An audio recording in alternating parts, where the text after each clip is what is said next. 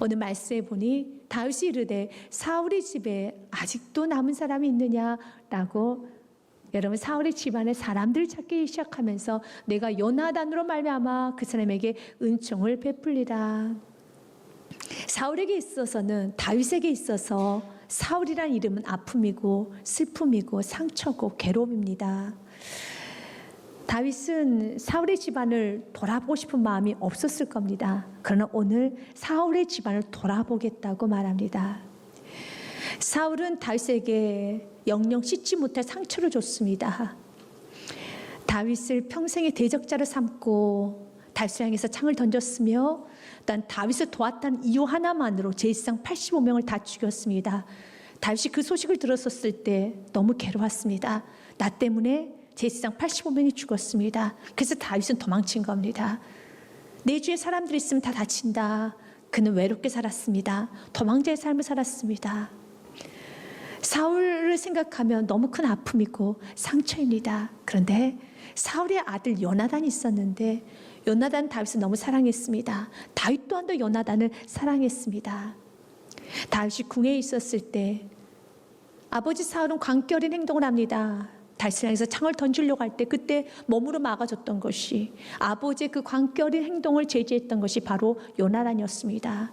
아버지에게 왜 다윗을 그렇게 죽이려 하십니까? 하지 마십시오라고 쓴소리를 하였고, 아버지의 팔을 잡았던 것이 요나단이었습니다. 요나단은 그만큼 다윗을 사랑했고 다윗을 인정했고 다윗을 보호했습니다. 또한 다윗도 요나단을 사랑했습니다. 그러나 다윗은 더 이상 그 궁에 머물 수가 없는 겁니다. 아버지 사울 왕이 자신을 죽이고자 하는 계획을 다윗은 분명하게 알았기 때문에 나는 이제 도망가야 되겠다, 요나단에게 말합니다. 그때 요나단이 만류합니다. 같이 있자. 내가 아버지를 설득하겠다고. 그리고 아버지가 나랑 약속했다고. 너를 죽이지 않기로 나랑 약속했기 때문에 아버지는 너를 죽이지 않을 것이라고 말을 합니다. 그러나 다윗은 아니다. 아버지 마음 안에 자신을 죽이고자 하는 계획이 있다. 그러면은 너와 나 약조하자. 만약 내가 활을 쏘아서 그 화살이 멀리 떨어지게 있으면 너는 도망가라는 뜻이고, 내가 화살을 가까이 쏘면은 괜찮다고, 들어오라는 뜻으로 알고 내가 아버지의 마음을 좀 알아보겠다 하면서 너는 들판에 있는 바위에 숨어 있으라고 말을 합니다. 다윗은 바위에 숨어 있습니다. 그날 저녁 식사 자리에 이제 요나단과 다 형제들이 앉아 있습니다. 그때 아버지 사울이 이렇게 묻습니다. 다윗이 어디 있느냐? 그때 요나단이, 아버지, 다윗이 아버지와 형제를 만나기 위해서 예루살렘을 가고자 나에게 청했더니 제가 허락했습니다. 가서 아버지와 형제들을 만나고 오라고 제가 보냈습니다. 그 말 듣자마자 아버지 사울이 요나단에게 불같이 화를 냅니다. 이것이 사무엘상 말씀 20장 30절부터 33절 말씀에 기록이 되어 있습니다.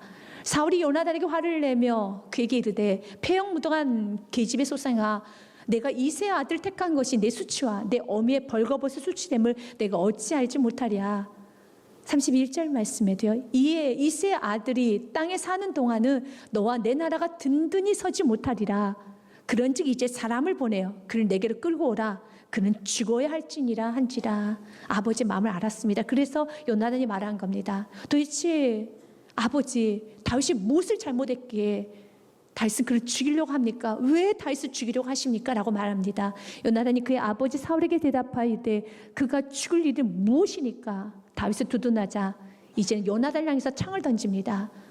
사울이 요나단에게 단창을 던져 죽이려 한지라 요나단이 그의 아버지가 다윗을 죽이기로 결심한 줄 알고 알아버렸습니다. 그래서 빨리 다윗에게로 간 후에 여러분 화살을 멀리 쏩니다. 그리고 빨리 다름질하여라, 빨리 다름질하여라. 자기 종에게 이 말을 한 겁니다. 그 종은 빨리 다름질해서 그 내가 쏜 화살의 화살촉을 가지고 오라는 뜻을 알았겠죠. 그러나 다윗과 요나단은 압니다. 빨리 도망가라, 아버지로부터 빨리 도망가라는 말이겠죠. 빨리 다름질하여라. 말씀해 보니 여러분 38절 요나단이 아이 뒤에 또 외치에 지체 말고 빨리 다름질하라 하며 요나단의 아이가 화살을 주어가지고 주님에게 돌아왔으나 그 아이는 아무것도 알지 못하고 요나단과 다윗만 그 일을 알더라. 빨리 도망가라, 빨리 다름질하여라. 그리고 요나단은 그 아이에게 너는 먼저 성읍으로 돌아가라, 난 나중에 할 것이다 말을 합니다. 요나단이 그의 무기를 아이에게 주며 이르되 화살과 화살촉을 그에게 주며 이르되 이것을 가지고 성읍으로 가라 하니 아이가 감에 다윗이 곧 바위 남쪽에 일어나서 땅에 엎드려 3번 절한 후에 서로 입을 맞추고 같이 웁니다. 다윗은 더욱 심하게 울고 그 후로 다윗과 요나단은 평생에 같이 있을 수가 없게 되는 것입니다. 다윗과 요나단 너무 사랑합니다. 아버지 사울로 인해서 다윗과 요나단은 평생 원수 집안이 될 수밖에 없습니다. 서로 대적이 돼야 되는 것입니다. 그런데 요나단과 다윗은 바로 그 후손들은 요나단과 다윗의 후손들은 서로 원수의 집안이 되는 것이 아니라 요나단으로 말미암아 하나 되는 가정이 됩니다. 은총을 받는 가정이 되는 것입니다. 다윗이 많이 옵니다. 그때 요나단이 42절에 이렇게 다윗에게 말합니다. 같이 읽겠습니다. 요나단이 다윗에게 이르되 평안히 가라. 우리 두 사람이 여호와의 이름으로 맹세하여 이르기를 여호와께서 영원히 나와 너 사이에 계시고 내 자손과 내 자손 사이에 계시리라 하였느니라 하니 다윗이 일어나 떠나고 요나단은 성읍으로 들어가니라. 아멘. 약속을 합니다. 여호와 하나님께서 너와 내 자손 사이에 영원히 있으리라.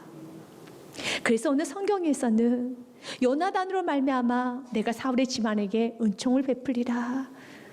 내가 요나단으로 말미암아 사울의 집안에게 은혜를 베풀리라. 그래서 이것이 은혜인 겁니다. 사울의 집안은 절대 용서받을 수 없습니다. 은총을 받을 수 없습니다. 다윗에게 축복을 받을 수가 없습니다. 사울이 어떻게 했습니까? 다윗의 젊음을 뺏어갔지요. 여러분, 다윗의 주인은 모든 사람을 사랑하는 사람을 다 죽였습니다. 어찌 용서받을 수 있겠습니까? 용서받을 수 없어요. 근데 용서받을 수 없는 사울의 집안이, 용서받을 수 없는 사울의 가문이 용서를 받고 있습니다. 그래서 성경은 이것을 은총이라고 하는 겁니다. 3절 말씀에 보니 이렇게 되어 있습니다. 왕이 이르되 사울의 집에 아직도 남은 사랑이 없느냐? 내가 그 사람에게 하나님의 은총을 베풀고자 하노라 하니 시바가 왕께 아뢰되 요나단의 아들 하나가 있는데 다리 저는 자니이다 아니라. 이것이 바로 은총입니다. 받을 수 없는 사람에게 여러분 베푸는 사랑, 그것이 은총입니다. 구약에서는 은총을 헤세드라고 합니다. 이것을 신약에서는 은혜라고 하며 헬라어로는 카리스라고 합니다. 바로 받을 수 없는, 사울의 집안 용서받을 수 없어요. 용서해서도 안 되는 겁니다. 어떻게 사울의 집안하고 다윗이 같이 살 수 있겠습니까? 사울이 어떤 상처를 주었는데요? 어떤 피를 흘렸는데요? 제사장들 85명을 죽였고, 또한 여러분 사랑하는 모든 사람들을 죽였고, 사울이 용서받을 수 없습니다. 그런데 오늘 성경은 말합니다. 내가 사울의 집안에 남은 사람에게 하나님의 은총을 베풀리라. 그래서 이것이 은혜인 겁니다. 바로 우리가 구원을 무엇으로 받았다고 합니까? 은혜로 받았다고 합니다. 우리는 용서받을 수 없습니다. 죄를 지었는데 어떻게 용서받을 수 있습니까? 교만하게 살았습니다. 너무 많은 죄를 저질렀습니다. 용서받지 못할 수많은 죄가 있어요. 그런데 주님께서는 우리가 죄를 지었고 절대 용서받을 수 없는 우리를 향해서 주님께서는 은혜를 베풀어 주시사 주님의 그 큰 교율과 사랑으로 우리 죄를 용서해 주셨습니다. 또한 우리를 향해서 왕같은 제사장이라고 하며 우리에게 천국 백성 삼아 주신 겁니다. 마치 무비보셋에게 은총을 베푸는데 무비보셋 베푸는 은총은 너무 큽니다. 사울 왕이 누렸던 모든 밭을 다 줍니다. 그 영화와 권세를 다 줍니다. 그리고 현재 자신이 누리고 있는 왕이라는 권세를 그에게 주어서 왕제 하나로 요나단의 아들 무비보셋을 받아들여 줍니다. 이것이 웬 은혜입니까? 이것이 웬 은총입니까? 우리가 바로 이런 은혜를 받은 거예요. 죄만 씻김 받은 것이 아니라 자녀가 되었습니다. 천국 백성 되었습니다. 여러분, 이보다 더 큰 은혜가 어디 있겠습니까? 그래서 에베소 2장 말씀에 4절과 5절 말씀을 보면 긍휼이 풍성하신 하나님이 우리를 사랑하신 그 큰 사랑으로 인하여서 5절 말씀 같이 읽습니다. 허물로 죽은 우리를 그리스도와 함께 살리셨고 너희는 은혜로 구원을 받은 것이라. 아멘. 이것이 은혜인 겁니다. 우리는 은혜로 구원을 받은 겁니다. 한 것이 아무것도 없습니다. 모브셋이 한 것은 아무것도 없습니다. 모브셋이 어떻게 살았으며 다윗에서 어떤 마음을 가졌으며 다윗에게 미안한 마음이 있었는가 없었는가, 그런 것은 전혀 성경에 기록되어 있지 않습니다. 오직 성경이 이렇게 말합니다. 요나단으로 말미암아 내가 은총을 베풀리라. 1절 말씀에 이렇게 되어 있죠. 다윗이 이르되 사울의 집에 아직도 남은 자가 있느냐, 내가 요나단으로 말미암아 그 사람의 은총을 베풀리라. 7절 말씀에도 내가 요나단으로 말미암아 내게 은총을 베풀리라. 마찬가지입니다. 우리도 아무것도 한 것이 없지요. 나는 아무것도 하지 않았지만 하나님은 하셨습니다. 하나님 하늘 보좌를 버리시고 이 땅에 오셔서 십자가에서 죽으셨습니다. 나를 위해서 보혈의 피를 흘려주셨고 나를 위하여서 자신의 생명을 내어주셨습니다. 나는 한 것은 없지만 우리 하나님 모든 걸 하셨습니다. 그래서 우리가 구원받은 것은 오직 예수 그리스도의 공로로 구원을 받은 겁니다. 모이보셋이 모든 축복을 받을 수 있었던 것은 아버지 요나단으로 말미암아 그가 모든 축복을 받았던 것처럼 우리도 마찬가지예요. 그래서 우리가 영원히 붙들어야 되는 것은 예수 그리스도밖에 없습니다. 우리가 영원히 자랑해야 되고 우리가 영원히 내세워야 되는 공로는 예수 그리스도밖에 없습니다. 요나단으로 말미암아 그가 모든 축복을 받은 것처럼 우리가 영생을 얻은 것은 예수 그리스도로 말미암아, 우리가 또 화평을 누릴 수 있는 것은 예수 그리스도로 말미암아. 로마서 5장 21절 말씀에 보면 이렇게 되어 있습니다. 이는 죄가 사망 안에서 왕노릇한 것 같이 은혜 또한 의로 말미암아 왕노릇하여 우리 주 예수 그리스도로 말미암아 영생에 이르게 하려 함이라. 아멘. 예수 그리스도로 말미암아 내가 영생을 얻은 것입니다. 일단 5장 1절 말씀에도요, 같이 읽습니다. 시작. 그러므로 우리가 믿음으로 의롭다 하심을 받았으니 우리 주 예수 그리스도로 말미암아 하나님과 화평을 누리자. 아멘. 예수 그리스도로 말미암아 우리가 하나님과 화평의 관계가 되었습니다. 놀라운 은혜죠. 오직 예수 그리스도 공로 덕분에, 예수 그리스도 때문에, 예수 그리스도를 말미암아 예수 그리스도 다 하셨고 우리는 그 예수 그리스도의 사랑을 받은 것입니다. 은혜를 받은 것입니다. 그래서 오늘 우리가 내세워야 될 것은 영원히 붙들어야 될 그 이름은 예수 그리스도밖에 없습니다. 그래서 오늘 우리에게 도전합니다. 이제 예수 그리스도 안에서 살 것인가 아니면 내 힘으로 살 것인가. 모비보셋은 평생 숨어 살 수밖에 없어요. 사울의 대적이기 때문에, 이런 사울의 후손이기 때문에 그런 평생 숨어 살아야 되는 것입니다. 3절 말씀에 보면 그 모비보셋이 다리가 저렸다는 말씀이 있어요. 시바가 왕께 이르되 요나단의 아들 하나가 있는데 다리 저는 자니이다. 다리가 저렸습니다. 왜 그가 다리가 저러 있을까요? 그가 왜 다리가 절까요? 사무엘하 4장 4절 말씀에 보면 다리를 절게 된 이유에 대해 말하고 있습니다. 사울의 아들 요나단에게 다리 저는 아들이 하나가 있었으니 이름은 무비보셋이라. 전에 사울과 요나단이 죽은 소식이 이스라엘에서 올 때 그의 나이가 5살이었는데 그 유모가 안고 도망할 때 급히 도망하다가 아이가 떨어져 절게 되었더라. 아버지 요나단과 할아버지 사울이 죽었다는 소식이 들리자 그의 유모가 5살 난 아이를 안고 도망치다가 떨어뜨린 겁니다. 그럼 그 이모는 왜 도망칩니까? 도망쳐야죠.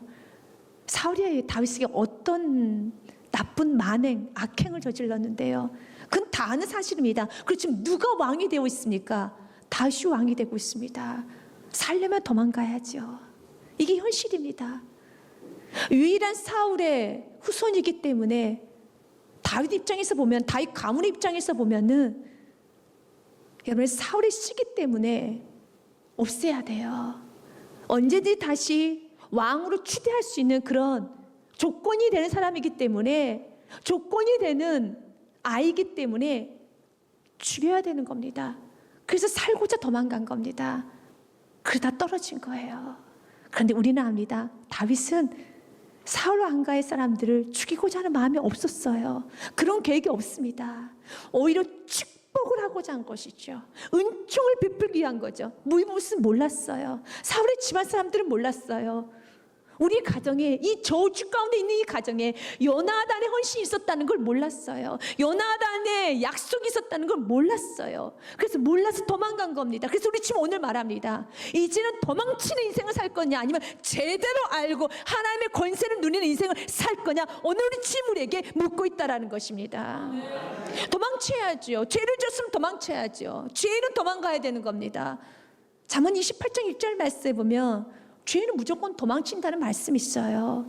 악인은, 죄는 쫓아오는 자가 없어도 도망하나 의인은 사자같이 담대하니라. 아멘. 무이보시 도망치다가 다리 저는 인생이 됩니다. 인생에 많은 실패를 하게 됩니다.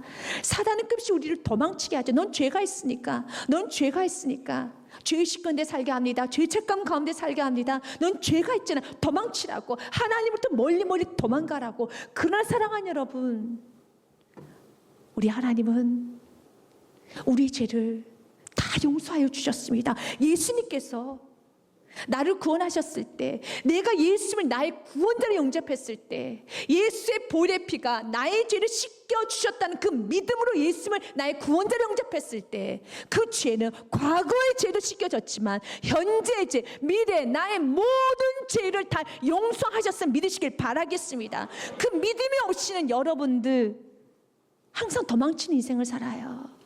내가 누구인지를 모르면은 모이보셋이 벌벌 떱니다. 엎드려서 있습니다. 평생 숨어 살았습니다. 왜 평생 숨어 살았습니까? 내가 사울의 손자라는 것 때문에, 내 몸속에 사울의 피가 흐르고 있다는 것 때문에 평생 숨어 살았죠. 그러나 그가 모르는 게 있었어요. 너는 사울의 손자이기도 하지만 너는 요나단의 아들, 다윗이 생명처럼 사랑했던 요나단의 아들이라는 것을 몰랐기 때문에 그 다윗은 너에게 축복을 주고 은총을 베풀기 위해서 찾고 있다는 것을 몰랐기 때문에 그렇게 도망치지요.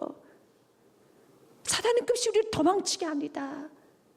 하나님은 너를 정죄할 거라고. 죄를 짓고 나면 더 도망치게 합니다. 내 안에 사울의 피가 흐릅니다. 내가 죄가 지었습니다. 나에겐 죄가 있습니다. 가정에 흐르는 저주가 있습니다. 나에게는 씻지 못할 죄가 있습니다. 나에게는 이런 죄가 있습니다. 저런 죄가 있습니다. 이런 이유를 가지고 저런 이유를 가지고 사단은 여러분을 정죄할 것이고, 여러분도 여러분 보기에 죄가 있으니까 도망칠 겁니다. 그리고 넘어지죠. 저는 인생되죠. 그래서 주님 말합니다. 너는 죄인이 아니야. 너는 의인이야. 죄를 지어도 죄인이 아니야. 여러분, 이것이 얼마나 여러분 희한한 논리입니까? 여러분, 죄를 지었는데 어떻게 죄인이 아니라는 거예요. 주님 말합니다. 너는 죄를 지어도 너는 죄인이 아니야. 그 세상의 사람들은 정말 이해가 안 된다고 해요. 논리 안 맞다고 그래요. 맞아, 그 논리 맞지 않아요. 죄를 지었는데 죄인이 아니라면은 어떡합니까? 죄인이죠. 그런 주님 말합니다. 너는 죄인이 아니야. 여러분, 사단은 우리들에게 하나님께 항변합니다. 우리 안에는 수만 가지 죄를 가지고 주님, 이렇게 죄가 이렇게 많은데 죄인이 아니라고 하시면 어떡하십니까? 사단은 펄펄 뛸 겁니다. 하나님 빙그레 웃으면서 죄인이 아니야. 그 수만 가지 죄 위에 예수의 보혈의 피가 흐르고 있기 때문에, 그 보혈의 피는 그 모든 죄를, 과거 현재 미래 모든 죄를 다 덮고도 남을 믿으시길 바라겠습니다. 오늘 모이보셋을, 여러분, 모이보셋 수많은 이유가 있어요. 모이보셋은 사울의 손자입니다. 그건 사실이에요. 저는 자입니다. 그것도 사실입니다. 어떤 죄를 지었습니까? 너무 큰 죄를 지었습니다. 그러나 오늘 성경 말합니다. 요나단 의로 말미암아 내가 그에게 은총을 베풀리라. 우리의 모든 죄가 덮어진 건 한 가지입니다. 예수 그리스도를 말미암아 내가 내게 은총을 베풀리라. 그래서 도망갈 필요가 없는 거예요. 지금 우리에게 말합니다. 난 너를 정죄하지 않아. 넌 나의 자녀이기 때문에. 사단은 끊임없이 정죄하면 우리가 도망치기를 바라겠죠. 넌 죄인이라고, 죄책감을 주면서 도망가라고. 우리의 구원이 취소될 수는 없으니 우리 인생이 어둠 가운데 찌그러져서 저기 쓰레기통에 박혀있는 사람처럼 어둡게 살다 인생이 끝나기를 사단은 원하고 있을 겁니다. 도망치다가 떨어지고 다리 부러지고 부서지고 상처나고 치이고, 여러분 그렇게 살다가 인생이 끝나기를 바랄 겁니다. 그래서 주님 우리가 확실히 알기 원합니다. 너는 내 자녀란다. 너는 내 자녀란다. 우리 주님께서는 우리가 넘어졌을 때, 우리가 죄를 지었을 때 단 한 번도 우리를 향해서 죄인이라고 말하지 않아요. 오히려 우리의 불의를 긍휼히 여겨주십니다. 히브리서 8장 말씀에 보면 12절에 이런 말씀이 있습니다. 같이 읽겠습니다. 내가 그들의 불의를 긍휼히 여기고 그들의 죄를 다시 기억하지 아니하리라 하셨느니라. 아멘. 우리 주님은 우리 불의를 긍휼히 여겨주십니다. 정죄하며 죄를 지을 때 고개를 돌려버리는 것이 아니라, 등을 돌리는 것이 아니라 긍휼히 여겨주시고 우리 죄를 다시 기억하지 아니하리라. 그래서 10장 말씀에도 주님 이렇게 말합니다. 또 그들의 죄와 그들의 불법을 내가 다시 기억하지 아니하리라 하셨나니, 기억하지 않습니다. 저주, 나에게는 그런 거 통하지 않습니다. 예수 안에 있는 자에게 무슨 저주가 있습니까? 무슨 저주가 통합니까? 이미 예수님 안에서 현재, 과거, 미래 모든 걸 다 도말하여 주시고, 예수님 안에서 이제는 요나단으로 말미암아 무이봇의 인생이 바뀌어진 것처럼 예수 그리스도로 말미암아 여러분 인생의 색깔은 바뀌어진 겁니다. 그걸 믿느냐 믿지 않느냐 여러분의 선택이고요. 그걸 믿는 자는 그 권세로 사는 것입니다. 그래서 주님 말합니다. 내가 그들의 불법을 다시 기억하지 아니하리라. 기억하지 않는 이유는 한 가지예요. 예수님이 그 값을 치르셨기 때문에 그렇습니다. 18절부터 20절 말씀에 이것들을 사하셨은즉 다시 죄를 위하여 제사 드릴 것이 없느니라. 우린 다시 제사 드릴 것이 없습니다. 왜냐하면 예수님 단번에 다 해결해 버리셨기 때문에.